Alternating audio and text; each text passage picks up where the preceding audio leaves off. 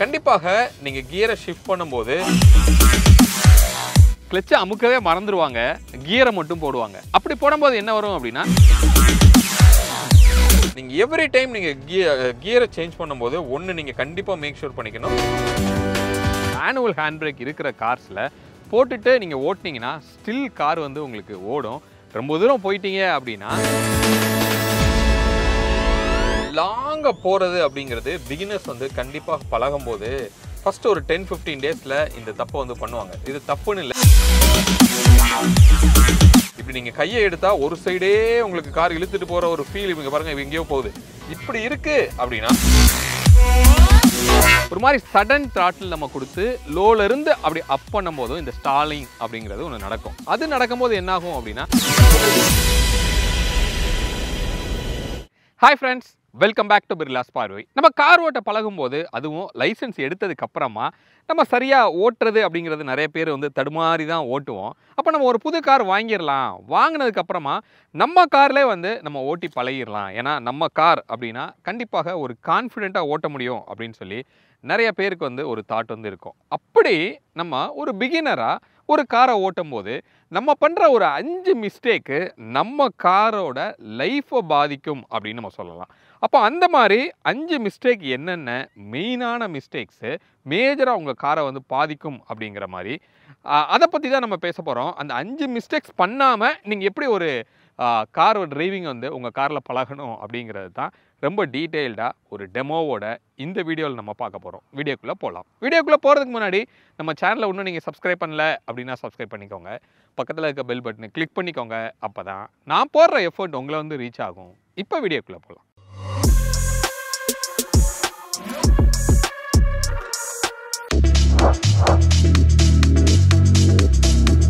First mistake என்ன அப்படின்னா, riding த clutch அப்படின்னு நம்ம சொல்லுவோம். இப்போ ஒரு மேனுவல் காரில் தான் மோஸ்ட்லி நம்ம கார் ஓட்ட பழகுவோம். அப்படியே நீங்கள் ஒரு கார் வாங்கினா கூட ஒரு மேனுவல் தான் வாங்கியிருக்கீங்க அப்படின்னு வச்சுக்கலாம். நம்ம பண்ணுற மிஸ்டேக் என்ன அப்படின்னா, லெஃப்ட் லெக்கை எப்பயுமே கிளச்சு மேலே வச்சுக்கிட்டே வந்து நம்ம கார் ஓட்டுவோம். அதுதான் ரைடிங் த கிளச் அப்படின்னு நம்ம சொல்கிறோம். ஸோ எப்பயுமே கிளச் எப்போ யூஸ் பண்ணோம் அப்படின்னா, கியர் ஷிஃப்ட் பண்ணும்போது மட்டும்தான் யூஸ் பண்ணணும். இன்னொன்று, பம்பர் டு பம்பர் டிராஃபிக்கில் மேபி நீங்கள் யூஸ் பண்ண வேண்டியிருக்கலாம். அப்போ உங்களோட லெஃப்ட் லெக்கை கண்டிப்பாக கீழே ஃப்ளோரில் தான் வைக்கணும். எப்போ தேவையோ அப்போ தான் எடுத்து நீங்கள் கிளச்சு மேலே கால் வைக்கணும். அப்போ நீங்கள் எப்பயுமே வந்து நான் அமுக்கவே இல்லை, சும்மா தான் வச்சுருக்கேன் அப்படின்னு சொன்னீங்கன்னா கூட லைட்டாக உங்களுக்கும் அறியாமல் ஒரு ப்ரெஷர் வந்து அந்த கிளச்சு மேலே உளுந்துகிட்டே இருக்கும். அப்போ என்ன ஆகும் அப்படின்னு கேட்டிங்கன்னா, அந்த பெடல் வந்து லைட்டாக என்கேஜ் ஆகும்போது உள்ளே இது டைரெக்டாக கனெக்டட் டு கிளச் பிளேட் அப்படின்னு நம்ம சொல்லலாம். அதில் ப்ரெஷர் பிளேட் அப்படின்னு சொல்லி ஒன்று இருக்கும். அந்த ப்ரெஷர் பிளேட்டில் லைட்டாக ஒரு லோடு வந்துகிட்டே இருக்கும். இந்த ஃப்ரிக்ஷன் பிளேட்டை நீங்கள் லைட்டாக ப்ரெஸ் பண்ணிகிட்டே இருக்கும்போது என்ன ஆகும் அப்படின்னு கேட்டிங்கன்னா, அந்த ப்ரெஷர் பிளேட் வந்து ஃப்ரிக்ஷன் பிளேட்டை லைட்டாக பின்னாடி வந்து தள்ளி வைக்கும். அப்போது ஃப்ளைவீலுக்கும் ஃப்ரிக்ஷன் பிளேட்டுக்கும் நடுவில் இருக்கிற அந்த கேப் வந்து கொஞ்சம் அதிகமாகும் அப்படின்னு நம்ம சொல்லலாம். அப்போ என்ன ஆகும், அந்த பவர் டிரான்ஸ்மிட் ஆகும்போது லைட்டாக ஸ்லிப் ஆகிக்கிட்டே வண்டி ஓடிட்டே இருக்கும். அப்போ அந்த ஃப்ரிக்ஷன் பிளேட் அப்படிங்கிறது கிட்டத்தட்ட ஒரு ஆஸ்பெஸ்டாஸ் மெட்டீரியல் மாதிரி அப்படின்னு சொல்லலாம். நிறையா மெட்டீரியலை கலந்து தான் அந்த ஃப்ரிக்ஷன் பிளேட்டை வந்து உங்களுக்கு உருவாக்குறாங்க.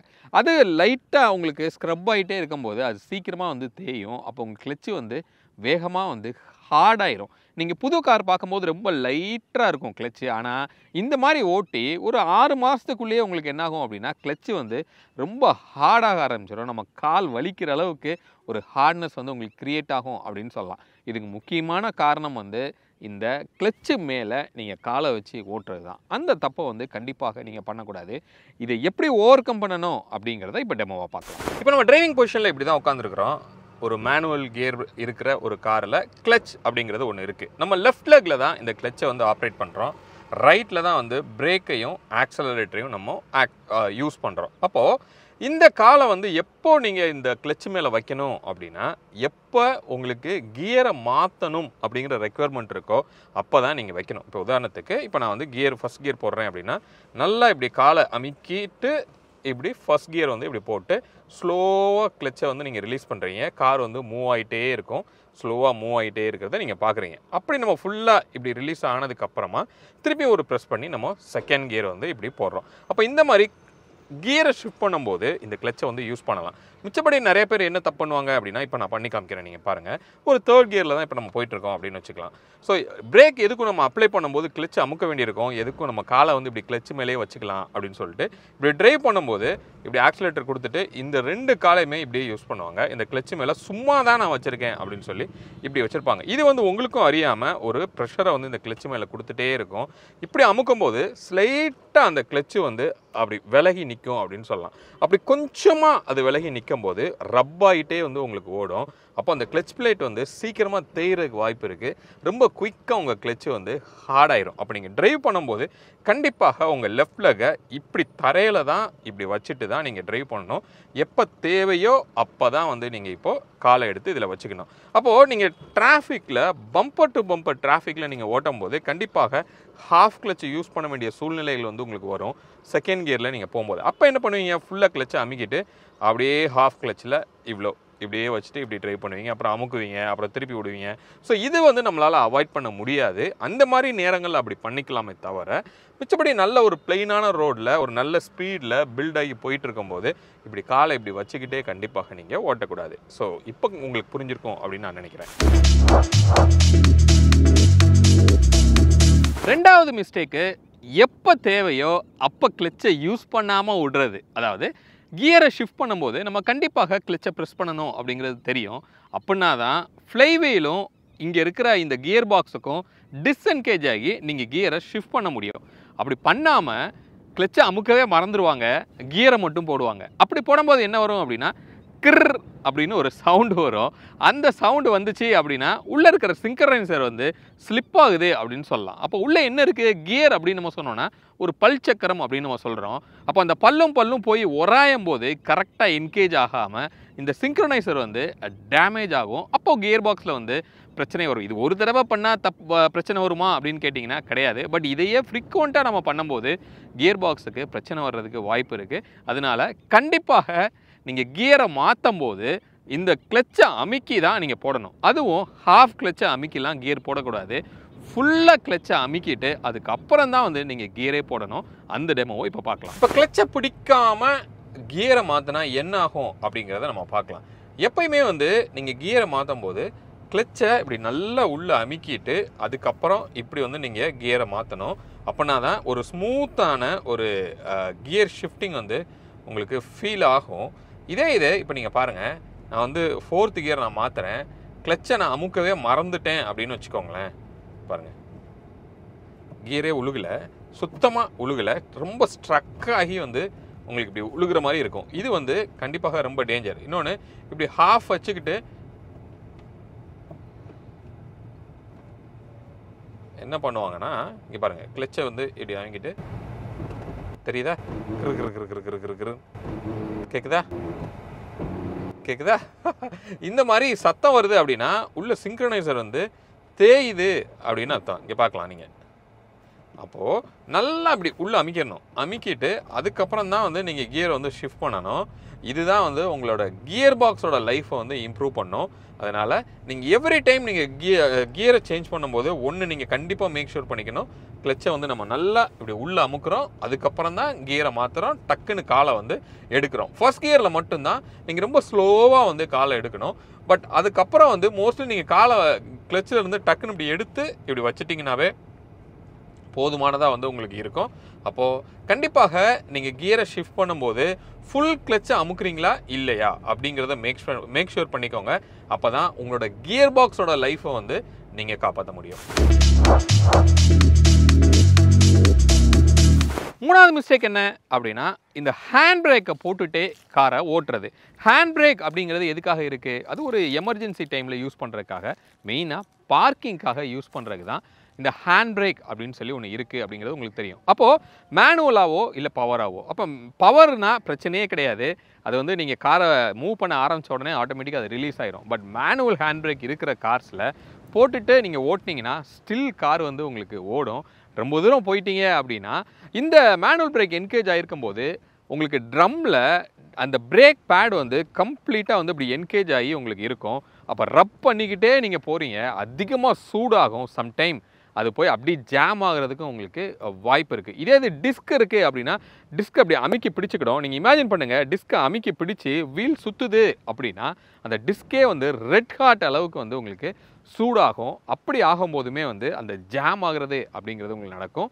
இது வந்து உங்களோட பிரேக்கிங் சிஸ்டமும் வந்து ஹார்ம் பண்ணும். அதே நேரத்தில் மைலேஜை பயங்கரமாக பாதிக்கும் அப்படின்னு சொல்லலாம். அதனால் கண்டிப்பாக நீங்கள் காருக்குள்ளே ஏறி உட்காந்து இன்ஜினை ஸ்டார்ட் பண்ணி கியர் நீங்கள் போட்ட உடனே ஹேண்ட் பிரேக்கை ரிலீஸ் பண்ணிட்டு தான் நீங்கள் காரை வந்து மூவ் பண்ணணும். அதுதான் ரொம்ப சேஃப், அதுதான் கரெக்டான ப்ராக்டிஸ் அப்படின்னு கூட நம்ம சொல்லலாம். ஸோ ஹேண்ட் பிரேக் அப்படிங்கிறது ஒரு காரில் எதுக்கு இருக்குது அப்படின்னா, பார்க் பண்ணியிருக்கும் போது இதை வந்து நம்ம யூஸ் பண்ணுவோம். வண்டி வந்து ஏதாவது ஸ்லோப்பில் நிப்பாட்டியிருக்கும் போது அதுவாகவே ரோல் ஆகி போயிடக்கூடாது அப்படிங்கிறதுக்காக ஒரு சில பேர் வந்து இப்படி ஃபஸ்ட் கியர் போட்டு வந்து நிப்பாட்டுவாங்க. அப்படி நிப்பாட்டும் போதும் அது வந்து அந்த ஒரு ஹேண்ட் பிரேக்கோட ஃபீல் கிடைக்கும். இப்போ நீங்கள் மழை காலத்துலலாம் பார்க்கும்போது இப்போ நீங்கள் ஹேண்ட் பிரேக் போட்டு நம்ம நிப்பாட்டுறோம், ஒரு நாள் ஃபுல்லாக நிற்கிது அப்படின்னா அந்த ஈரத்துக்கு அது பிரேக்கை வந்து போய் பிடிச்சிக்கிடும். சரி, இப்போ நீங்கள் ஹேண்ட் பிரேக்கை வண்டி ஏறின உடனே நீங்கள் என்ன பண்ணுவீங்க, காரை வந்து ஸ்டார்ட் பண்ணுவீங்க. நான் வந்து ஸ்டார்ட் பண்ணுறேன். ஸ்டார்ட் பண்ணிவிட்டு ஃபோர்ஸ் கியர் போடுறீங்க. போட்டதுக்கப்புறம் கண்டிப்பாக ஹேண்ட் பிரேக்கை எடுத்து விட்டுட்டு தான் நீங்கள் காரை வந்து மூவ் பண்ணணும் அப்படின்னு நம்ம சொல்லுவோம். அப்படி ஹேண்ட் பிரேக் போட்டிருக்கோமா இல்லையா அப்படிங்கிறத நீங்கள் எங்கே பார்த்துக்கலாம் அப்படின்னா, இங்கே உங்களோட கிளஸ்டரில் வந்து ஒரு ரெட் கலரில் ஒரு சிம்பிள் போட்டு பி அப்படின்னு போட்டு பிரேக் அப்படின்னே போட்டிருக்கோம். அப்படின்னா ஹேண்ட் பிரேக் இன்னுமே வந்து போட்டிருக்குன்னு அர்த்தம். இதை ஃபுல்லாக எடுத்தால் தான் அந்த லைட் அமரும். அப்போ தான் ஹேண்ட் பிரேக் ரிலீஸ் ஆகிருக்கு அப்படின்னு அர்த்தம். ஃபுல்லாக வந்து எடுக்கணும் அப்படின்னு சொல்லலாம். இந்த பட்டனை வந்து நீங்கள் ப்ரெஸ் பண்ணுறீங்க, ஃபுல்லாக கீழே விடணும். அப்படி பாதியாக விட்டுட்டீங்க அப்படின்னா பார்ஷியலாக உங்கள் ஹேண்ட் பிரேக் வந்து என்கேஜ் ஆகியே இருக்கும். அப்போ இந்த ஹேண்ட் பிரேக் போட்டால் காரே மூவ் ஆகக்கூடாதே அப்படின்னு நீங்கள் நினைக்கலாம். ஆனால் மூவ் ஆகும். அது எப்படிங்கிறத இப்போ நான் காமிக்கிறேன். இப்போ நான் ஹேண்ட் பிரேக் வந்து நான் போட்டிருக்கேன், கிளச்சை பிடிக்கிறேன், ஃபர்ஸ்ட் கியரில் போட்டுட்டு காரை வந்து மூவ் பண்ணுறதுக்கு நான் ட்ரை பண்ணுறேன். அப்படி பண்ணும்போது என்ன ஆகுது பாருங்கள், பின்னாடி வந்து கார் அப்படியே உட்காருது. அந்த கார் பின்னாடி அந்த பிரேக் பிடிச்சிருக்கிற ஃபீல் வந்து நமக்கு நல்லா தெரியுது அப்படின்னு சொல்லலாம். அப்போ பின்னாடி இப்படி உட்காருது, அதுக்கும் மீறி நான் ஆக்சிலேட்டர் கொடுக்குறேன், கார் வந்து மூவ் ஆகுது.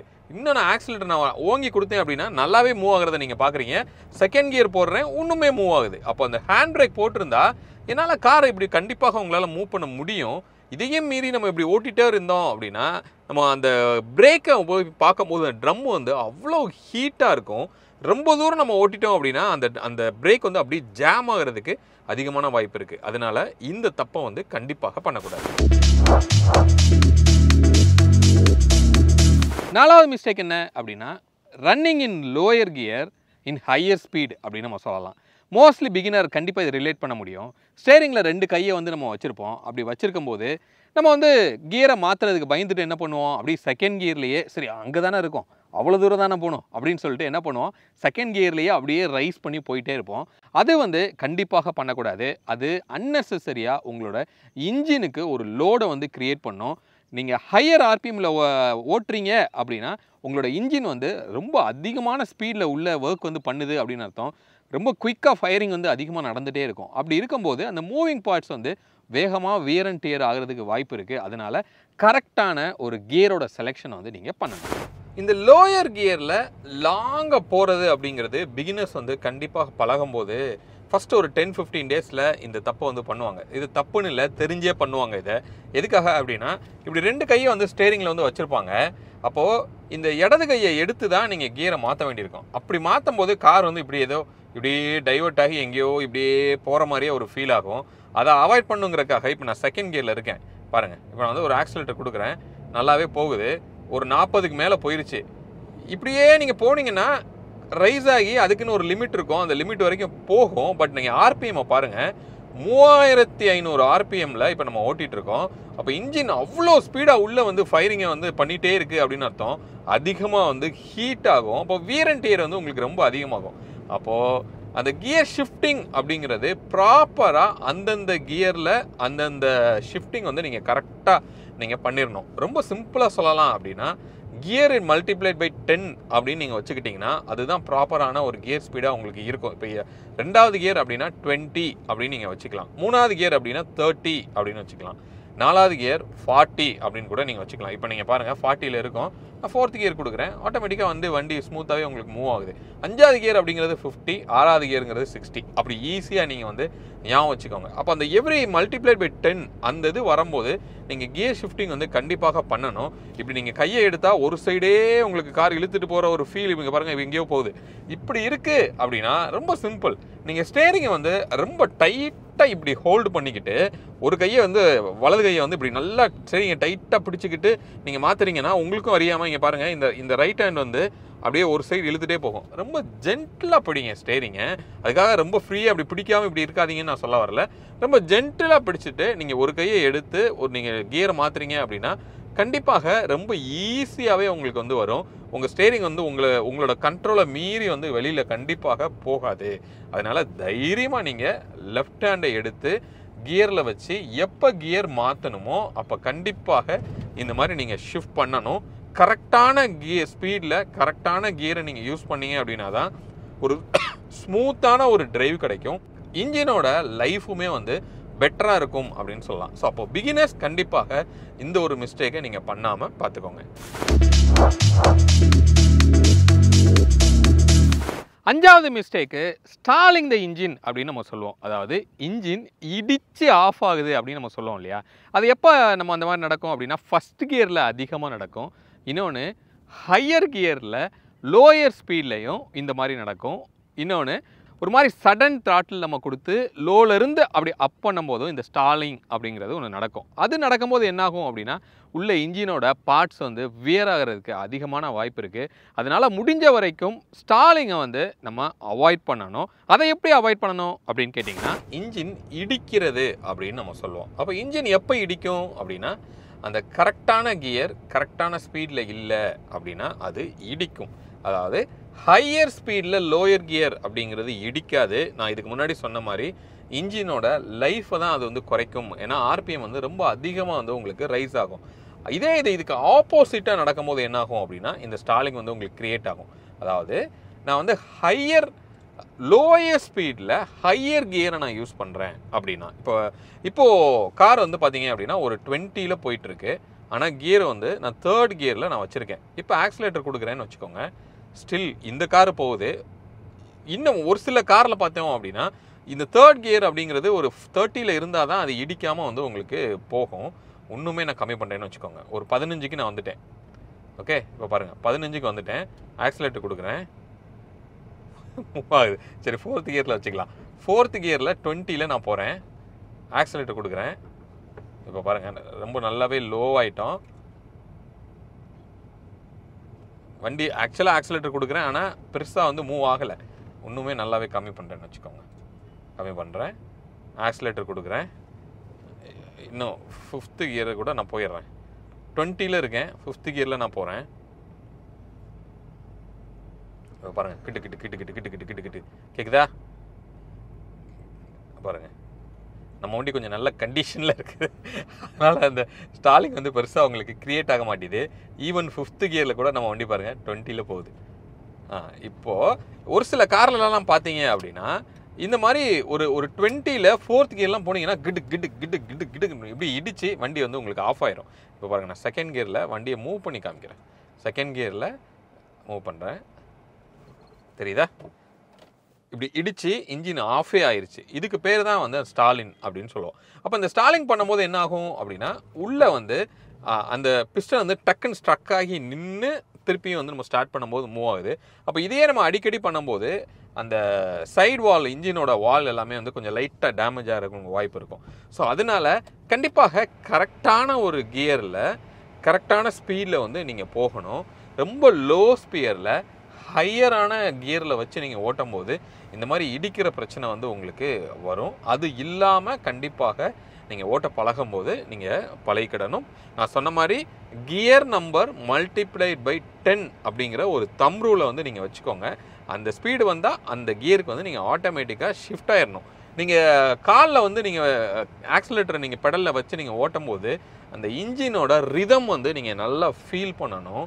அந்த ரிதமே உங்களுக்கு கேட்கும் நீங்கள் வந்து கியரை மாற்று அப்படிங்கிறது. அதை நல்லா நீங்கள் அண்டர்ஸ்டாண்ட் பண்ணி அதை நல்லா ஃபீல் பண்ணி நீங்கள் காரை ஓட்டும் போது அந்த கியர் ஷிஃப்டிங் உங்களையும் அறியாமல் நீங்கள் வந்து பண்ணிடுவீங்க. அந்த காரோட நீங்கள் கொஞ்சம் கனெக்டடாக இருக்கணும் கார் டிரைவ் பண்ணும்போது. அது கொஞ்ச நாளைக்கு நீங்கள் செப்பல் போடாமல் இப்போ நான் ஓட்டிகிட்டு இருக்கிற மாதிரி ஜஸ்ட் டேரெக்டாக பேர் ஃபுட்டை வந்து நீங்கள் என்ன பண்ணுங்கள், உங்களோட பெடலில் வச்சு நீங்கள் ஓட்டும் போது அந்த ரிதமை நீங்கள் நல்லா ஃபீல் பண்ண முடியும். அதனால தான் சொல்லுவாங்க கார் ஓட்ட பழகும் போது செப்பல் போடாமல் பழகுங்க. ஆனால் அதுக்கப்புறமா கண்டிப்பாக நீங்கள் செப்பல் வந்து போட்டுக்கணும். இல்லைன்னா அது கொஞ்சம் ஒரு அன்எக்ஸ்பெக்டட் ஆக்சிடெண்ட்டை போய் உங்களுக்கு வந்து க்ரியேட் பண்ணும். சடனாக நீங்கள் பிரேக்கை போய் அமுக்கும் போது அந்த ஜாயிண்ட் வந்து உங்களுக்கு டிஸ்லொகேட் ஆகிறதுக்கும் உங்களுக்கு வாய்ப்பு இருக்கும். அதனால் அப்புறமா நீங்கள் பழகிக்கிடணும். பட் நீங்கள் பழகும்போது இந்த ரிதம் அண்டர்ஸ்டாண்ட் பண்ணுறதுக்காக இப்படி பேர் ஃபுட்டில் ஓட்டும் போது நல்லா கனெக்டடாக இருக்கும். கரெக்டான ஒரு கியரை வந்து நீங்களே வந்து ஷிஃப்ட் பண்ணிடுவீங்க. ஸோ இதை நீங்கள் கண்டிப்பாக ப்ராக்டிஸ் பண்ணணும்.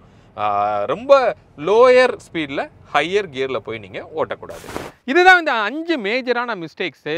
ஒரு பிகினர் தப்பு பண்ணுறது உங்கள் காரை பாதிக்கிற விஷயங்கள். எப்படி இதை வந்து பாதிக்காமல் நம்ம டிரைவ் பண்ணணும் அப்படிங்கிறதையும் இந்த வீடியோவில் லைவாக டெமோவோட பார்த்துருக்கோம். ஹோப் இந்த வீடியோ உங்களுக்கு யூஸ்ஃபுல்லாக இருந்திருக்கும் அப்படின்னு சொல்லி நான் நம்புகிறேன். யூஸ்ஃபுல்லாக இருந்தது அப்படின்னா உங்கள் ஃப்ரெண்ட்ஸோட ஷேர் பண்ணுங்கள். அவங்களோட காரையும் அவங்க காப்பாற்றிக்கிட்டோம். மீண்டும் அடுத்து வேற ஒரு வீடியோவில் உங்களை வந்து நான் சந்திக்கிறேன். அது வரைக்கும் உங்களிடமிருந்து விடைபெறுவது உங்கள் பிர்லா. பை.